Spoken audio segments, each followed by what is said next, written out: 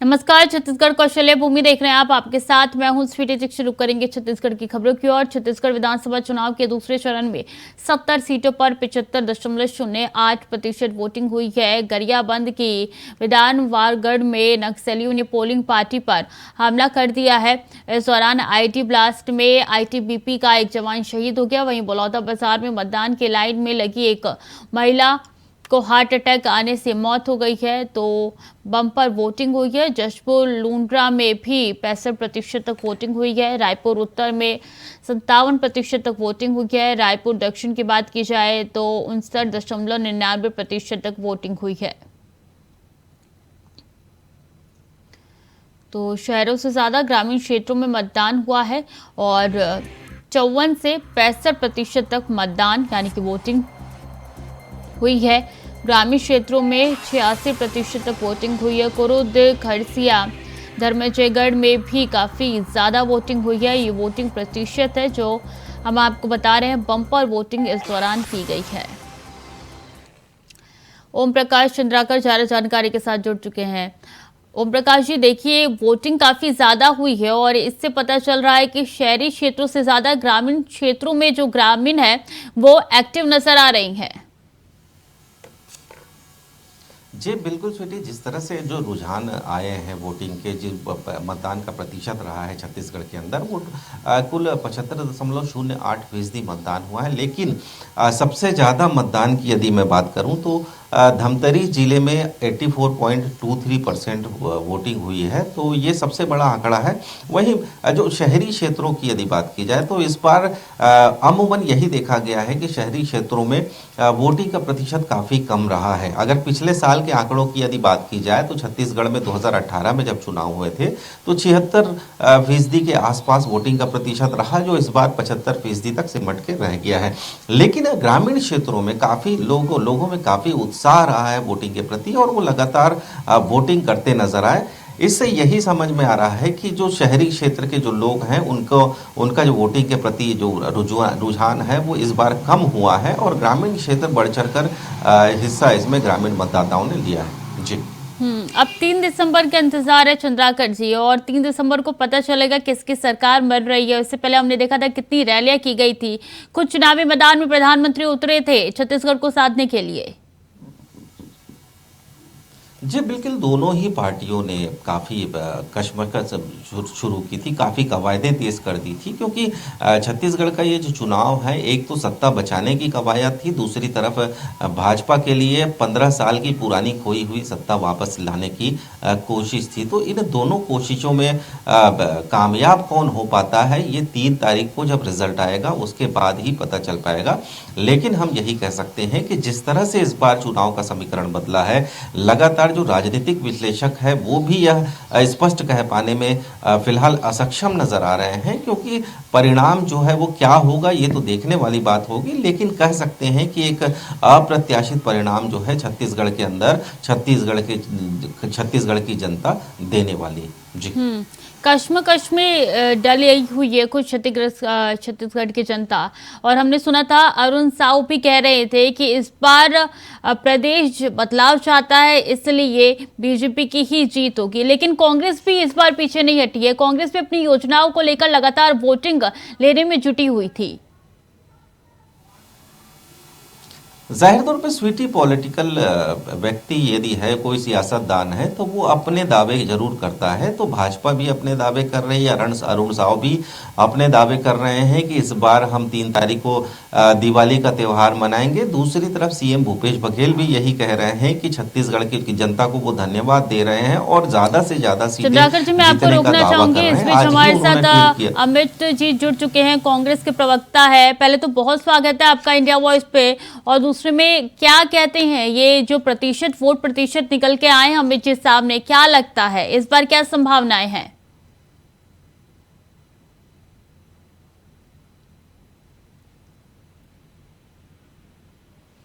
अमित जी, आपको आवाज आ रही है? जी स्वीटी जी, आपको मेरी आवाज नहीं आ रही है? जी, ये जो वोट प्रतिशत निकल के सामने आया है, इससे हर कोई शॉक में है, क्योंकि ये एकदम अलग है। इसकी कल्पना किसी ने नहीं की थी।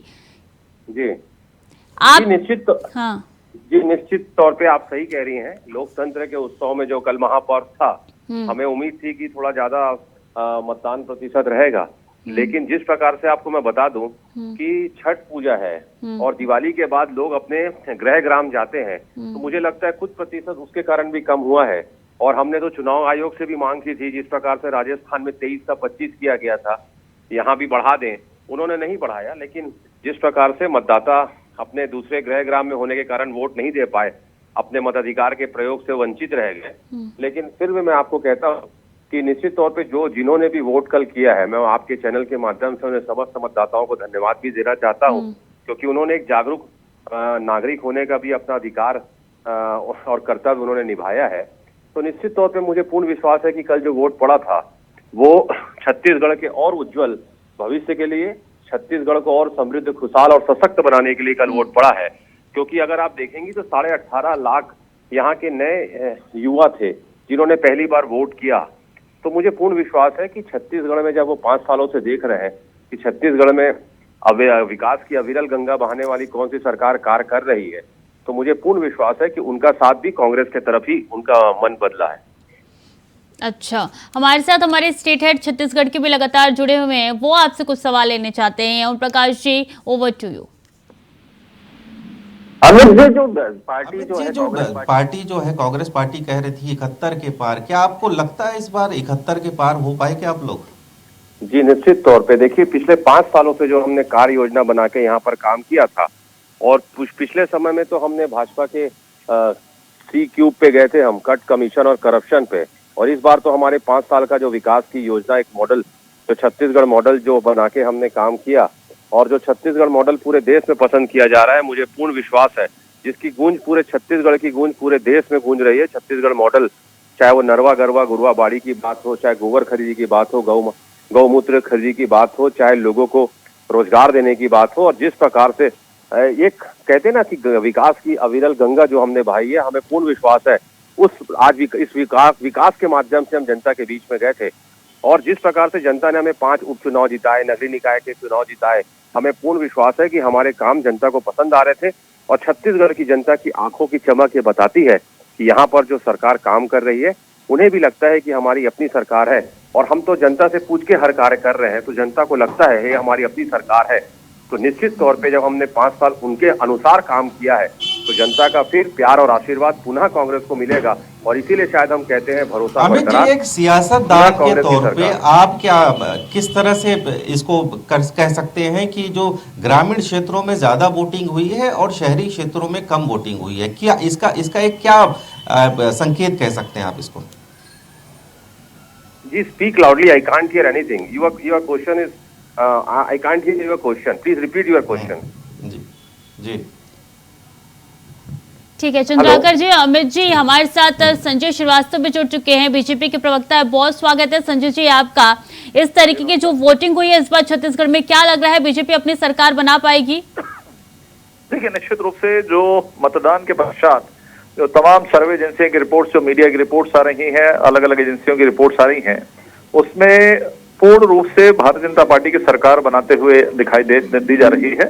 हमें पूरा विश्वास था, और जो हम कह रहे थे लगभग वही सत्य सर्वथा साबित हो रहा है कि जो वादा खिलाफी जो भूपेश बघेल की सरकार की रही, किसानों से, महिलाओं के साथ में, युवाओं के साथ में, वो सब चीजें सामने आई। और सबसे बड़ा विषय जो लॉ एंड ऑर्डर का रहा है कि जिस तरीके से अभी भी 2 दिनों के अंदर में 5 हत्याएं हुई हैं, कुल मिलाकर कांग्रेस की जो आपसी प्रतिद्वंदता है, आपसी गुटबाजी भी है, ये भी एक बहुत बड़ा कारण बना है। तो मुझे लगता है कि कहीं कोई दिक्कत नहीं है। एक बार फिर से जनता चाहती है कि वही 15 साल पुरानी बीजेपी की जो सरकार, जो सर्वांगीण विकास करती थी, सभी क्षेत्रों में काम किया है, लोगों का विश्वास जीता था, उस सरकार की पुनर्स्थापना हो, और उसी विषय पर आम मतदाताओं ने अपना मत प्रकट किया है। हमें पूरा विश्वास है कि हम एक बार फिर से 3 दिसंबर को जब परिणाम आएगा, बीजेपी सरकार बनाती हुई दिखाई देगी। ठीक है, ओम प्रकाश जी आपसे सवाल लेना चाहते हैं। भूपेश बघेल ने बधाई दे दी है जनता को, और वो दावा कर रहे हैं सरकार बनाने की, इस पर क्या कहेंगे आप? क्या पूछ रहे हैं, आवाज नहीं आ रही?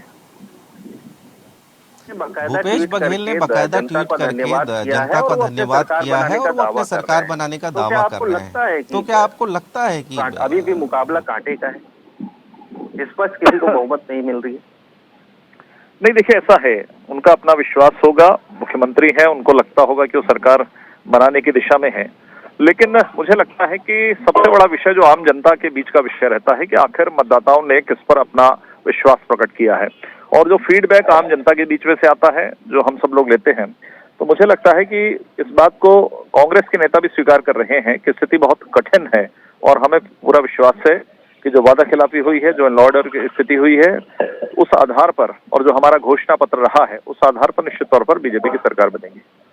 कांग्रेस 71 पार कह रही है, आप कितना कह रहे हैं? देखिए, जब 71, 75, 80 पार होता है, जो असंभव होता है वो उसी परिस्थिति में होता है जब लोगों को लगता है कि अब कुछ नहीं है और कुछ भी कह दिया जाए। वही स्थिति लगभग कांग्रेस की है कि हम 75 पार करेंगे, हम 80 पार करेंगे। तो मुझे नहीं लगता, ये अति आत्मविश्वास इस बात को प्रदर्शित करता है कि अब सरकार जाने वाली है।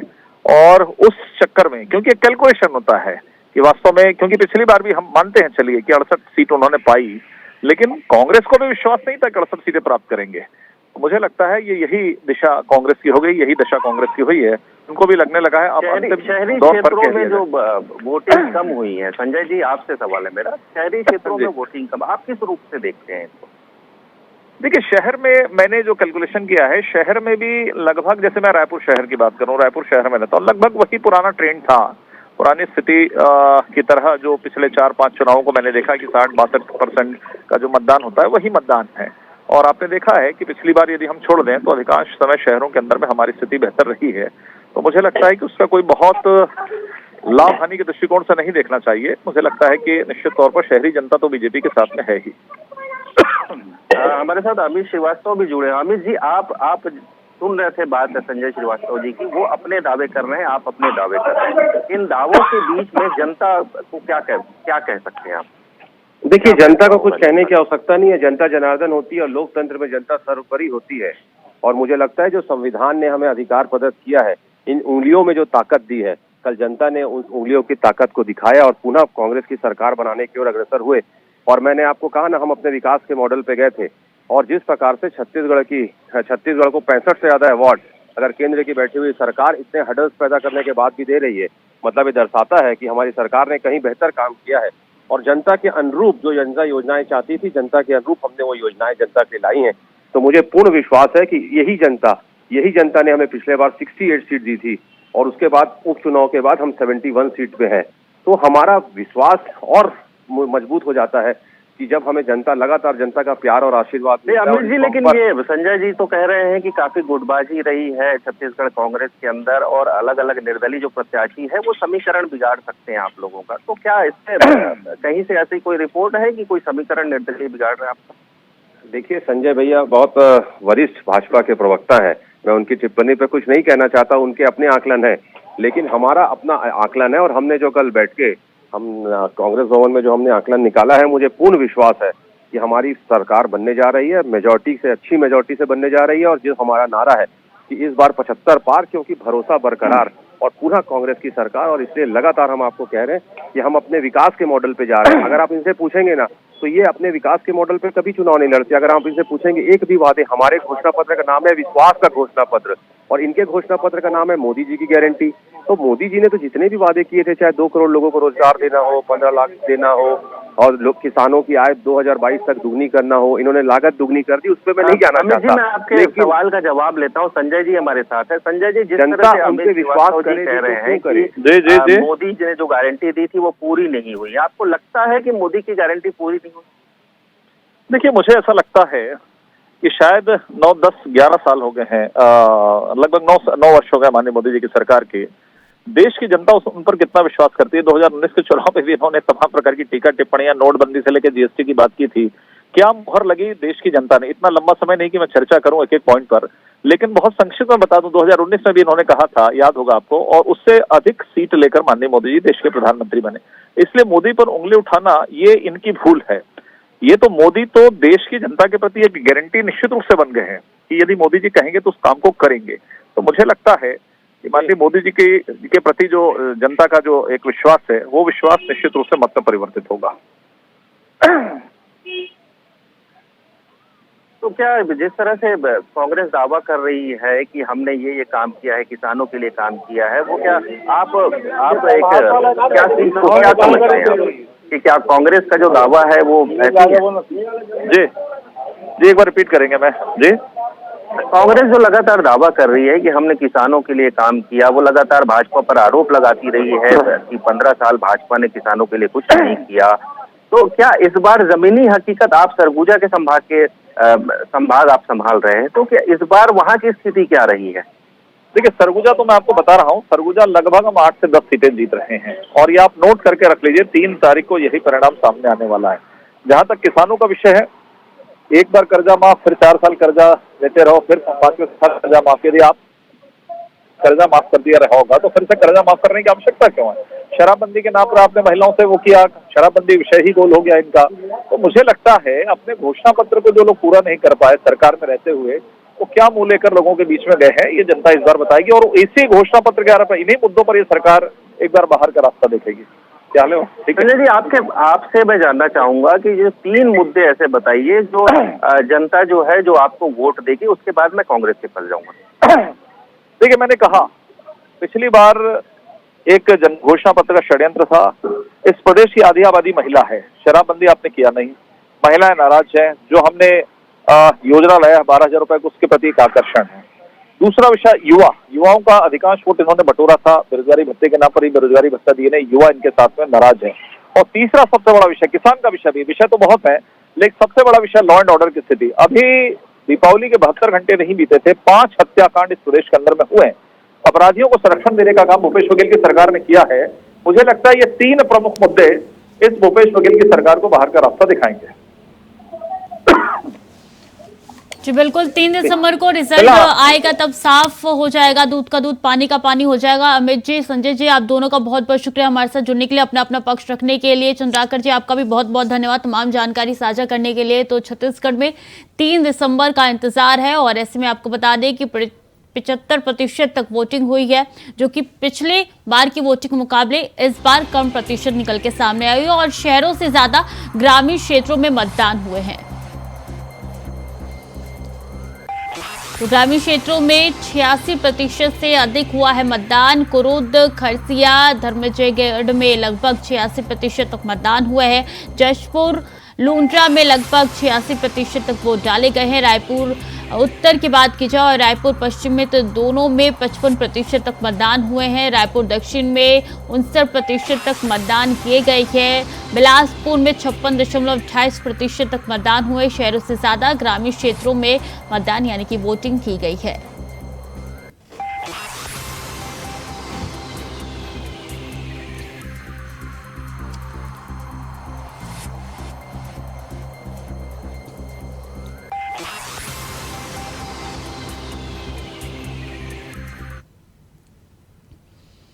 चलिए खबरों में आगे बढ़ेंगे। खबर छत्तीसगढ़ के कांकेर से है, जहां महाराष्ट्र के सीमावर्ती इलाके में नक्सलियों ने एक बार फिर से कोहराम मचाया है। नक्सलियों ने एक ग्रामीण की हत्या कर दी। जानकारी के अनुसार पुलिस मुखबिर के शक के चलते ग्रामीण की हत्या हुई है। आपको बता दें कि महाराष्ट्र के गढ़चिरौली जिले के लहरी गांव का एक युवक निवासी था, जो कि फुटबॉल खेलने गया था, जिसे नक्सली उठाकर ले गए। दिन दहाड़े गांव से कुछ दूरी नीलगोंडा रोड में गोली मारकर हत्या कर दी।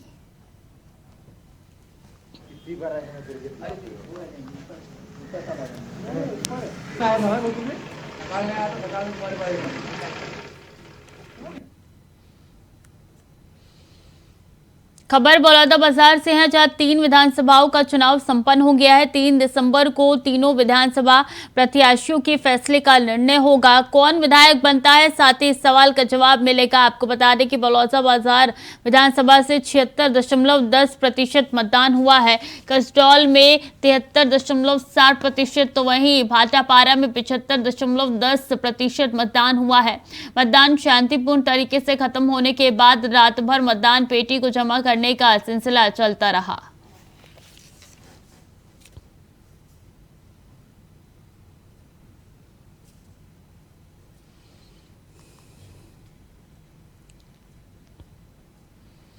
बलौदाबाजार में छठ पूजा की तैयारियां तेज हो गई है। कल डूबते सूर्य को अर्घ दिया जाएगा। ऐसे में घाटों पर साफ सफाई का काम शुरू हो गया है।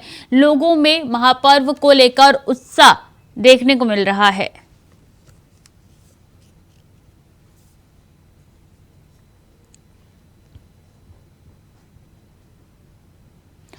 तो छठ महापर्व की तैयारियां तेज हो चुकी हैं। तस्वीरें आप तक पहुंचा रहे हैं। छठ घाट की साफ सफाई हो रही है। कल डूबते हुए सूर्य को अर्घ्य दिया जाएगा और फिर उसके बाद उगते हुए सूर्य को अर्घ्य देकर इसी के साथ महापर्व का समापन हो जाएगा। 4 दिवसीय ये महापर्व हर किसी के घर के अंदर खुशियां, उत्साह और रौनक लेके आता है। ऐसे में ज़्यादातर पश्चिम क्षेत्र में ये मनाया जाता है। बिहार, झारखंड, यूपी के कई ऐसे इलाके हैं जहाँ पे इसका उत्साह और ज़्यादा देखने को मिलता है। खबर बस्तर जिले से है, जहां पर अहमदाबाद में होने वाले फाइनल मैच को लेकर बस्तर जिले के खिलाड़ियों एवं पदाधिकारियों में काफी उत्साह दिखाई दे रहा है। आपको बता दें कि अहमदाबाद में भारत और ऑस्ट्रेलिया के बीच 19 नवंबर 2023 को नरेंद्र मोदी स्टेडियम में फाइनल मैच खेला जाएगा।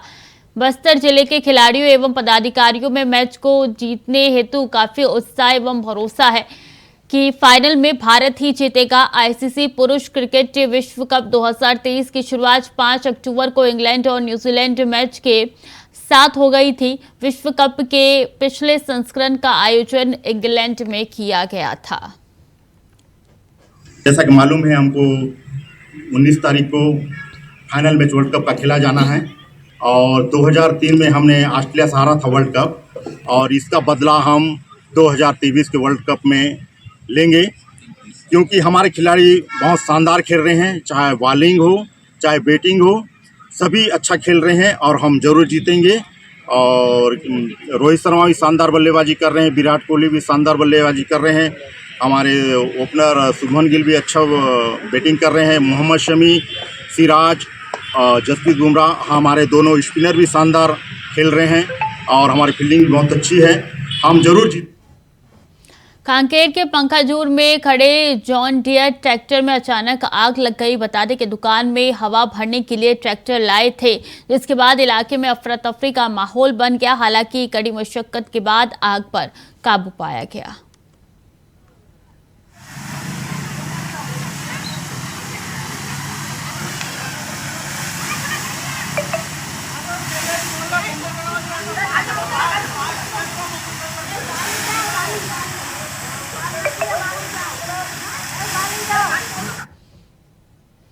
खबर दुर्ग से है, जहां मीलपारा क्षेत्र में भीषण आग लग गई। बता दें कि बारदाना गोदाम में आग लगी थी, तभी भीषण आग पर दमकल की गाड़ियों ने पहुंचकर काबू पाया, जिससे बड़ी दुर्घटना होने से टल गई। मामला कोतवाली क्षेत्र का बताया जा रहा है।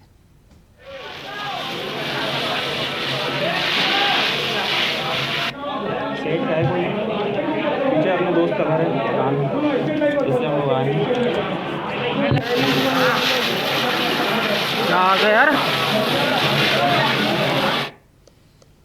तो फिलहाल के लिए बुलेटिन में इतना ही। खबरें लगातार जारी, देखते रहें इंडिया वॉइस।